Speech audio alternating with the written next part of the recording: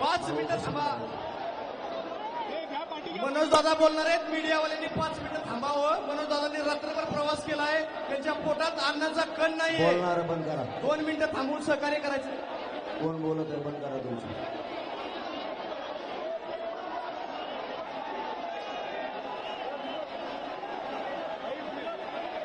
एक मिनिटासाठी सगळ्यांनी शांत व्हा.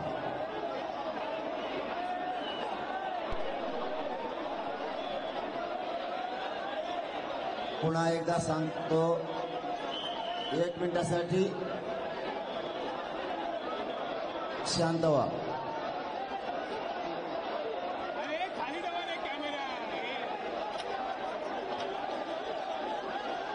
तुम्ही आरडा करू नका हो. मी म्हणतो कोणाचा आरडा येतो पण तुमचाच लय मसाला चाललाय.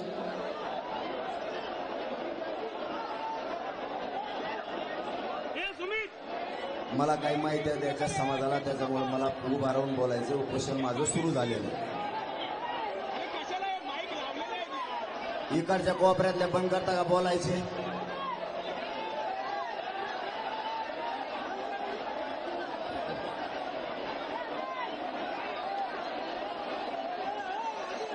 इकडचा आरडा करू नका. मला काहीतरी समाजाला माहिती द्यायच्या, तुम्ही आडू नका राहो.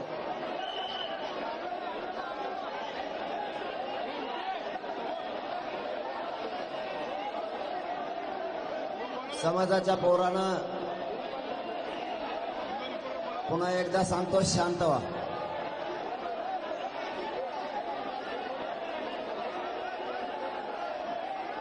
कुणी खाली बसलं नाही बसलं काही देणं घेणं नाही. तुम्हाला शांत राहा. खाली बस म्हणण्याच्या राड्यात थांबावं तुम्ही. मला संदेश देऊ द्या. दिवसभर बोलतो हो तुम्हाला. मला लोकांना बोलू द्या.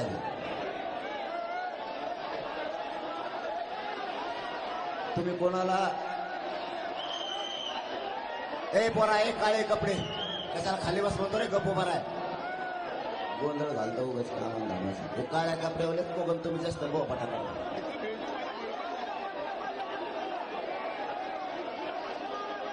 मी सांगतोय, हे सगळ्यांनी आता लक्षात घ्या. तुम्ही 5 जण खाली बसा. चला बस खाली. बस बस खाली, नाही तर बाहेर होय. चाल.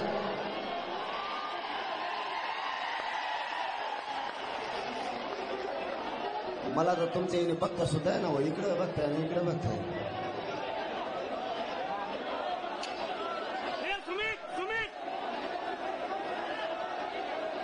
सगळ्याला आवाज येतोय का. परत म्हणू नका इथं बसलेले कोणी मला ऐकायला नाही आलं. पुन्हा एकदा विचारतो, आवाज सगळ्याला येतोय का. आपलं आमरण उपोषण 10 वाजल्यापासून सुरू झालं. तुम्हाला मला एक महत्वाची माहिती द्यायची. आपण समाजाला न्याय मिळवून देण्यासाठी इथं आलोय हे कोणी विसरू नका. नुसत्या गडबड गोंधळात समाजाचं वाटोळं करू नका. कोण काय सांगताय, कोणाचं काय म्हणणं आहे ऐकून घ्यायचं शिका. आपण शिकलो नाही. आपण लोकांच्या बुद्धीनं चाललो म्हणून आपल्या समाजाचं 70 वर्षे वाटोळं केलं हे काही मराठ्याने विसरू नका. एकजुटीचा फायदा घेऊन समाज कसा मोठा करता येईल याच्यासाठी आपल्याला पुरी ताकद लावायची. आपलं ठरलं होतं मुंबईला जायचं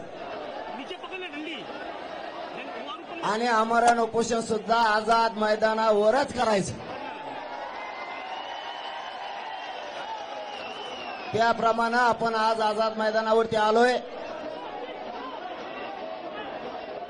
आणि आमरण उपोषण सुरू केलंय. आता तुमची काय जबाबदारी. बरं झाली हो. मला काही दिसणार ना पुढे. आता तुमची काय जबाबदारी समजून घ्या. सरकार आपल्याला सहकार्य करणार नव्हतं. म्हणून मराठा समाज म्हणला होता, हे पोराले ऐक, गपचे बायको घरात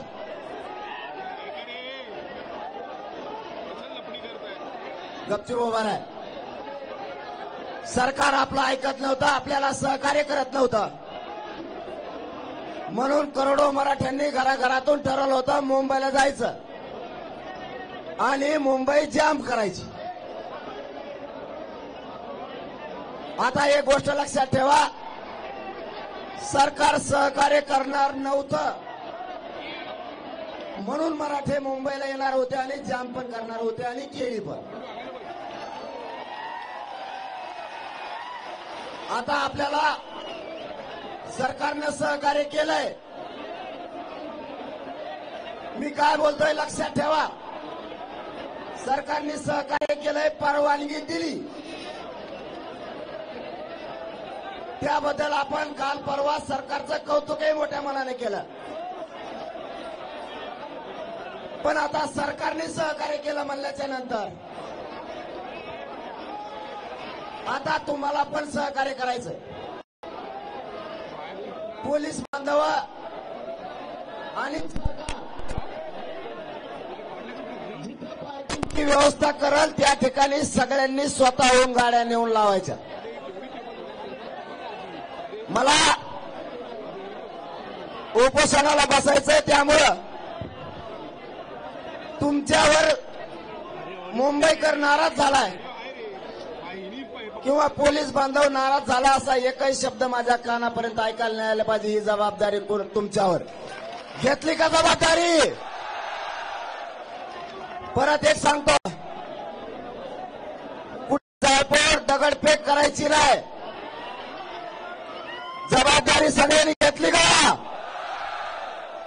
याच्या पुढचा तिसरा मुद्दा सांगतो.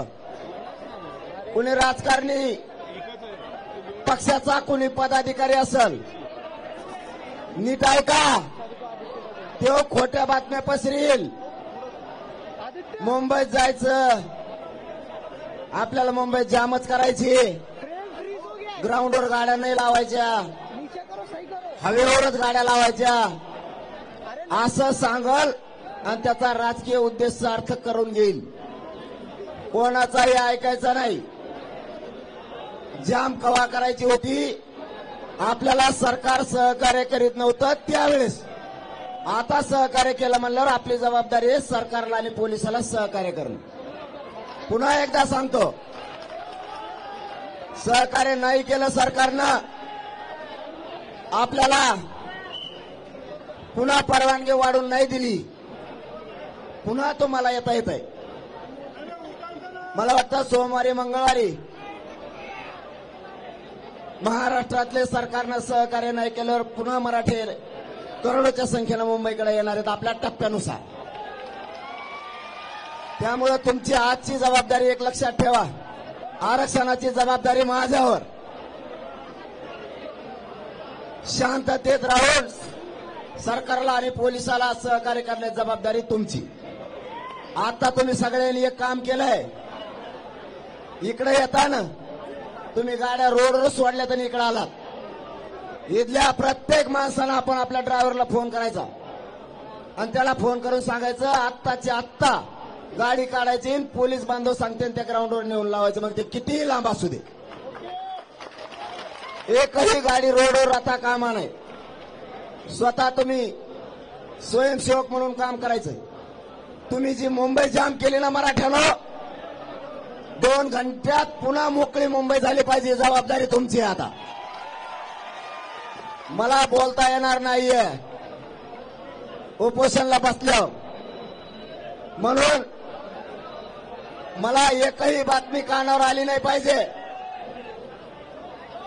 किंवा पोलीस बांधव येऊन नाराज नाही झाला पाहिजे की या ठिकाणी गाडी लावली, या ठिकाणी ट्रॅफिक जाम झाली. आपण आझाद मैदानाला येणार होतो, आपण आलो. बऱ्याच जणांना वाटलं होतं पाय ठेवून द्यायचा नाही, मराठे मांड्या घालून बसले.